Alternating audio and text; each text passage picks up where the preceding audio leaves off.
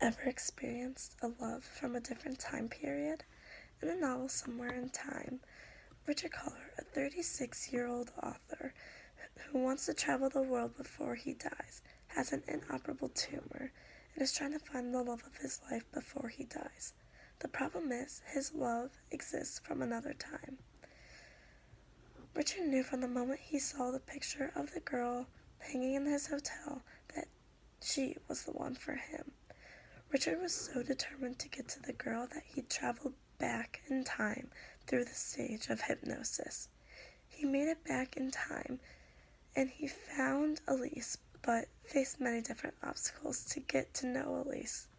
Eventually, right when the two of them started to get to know each other and fall in love with one another, Richard was starting to get out of the stage of hypnosis and travel back to his present time. After Richard's travel back to his present time, he starts to get more ill than he already was. Richard hoped that he will get to see Elise once again, somewhere in time. In my novel, Somewhere in Time, the author Richard Mathewson creates literary devices. Characterization was used to describe the main character's Elise. He described what she did and what she looked like. Also, throughout the story, the author used imagery to describe the hotel in both time periods, Richard's and Elise's. To add on to the literary devices that were seen throughout the story were flashbacks. For example, at the beginning of the story, it flashed back to Richard's childhood and described his childhood.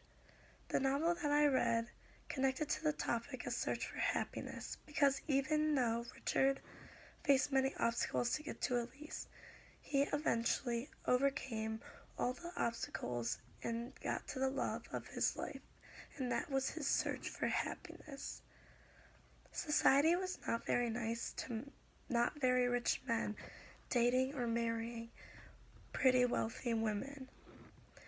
I would recommend Somewhere in Time to young women because this book is more of a romantic book.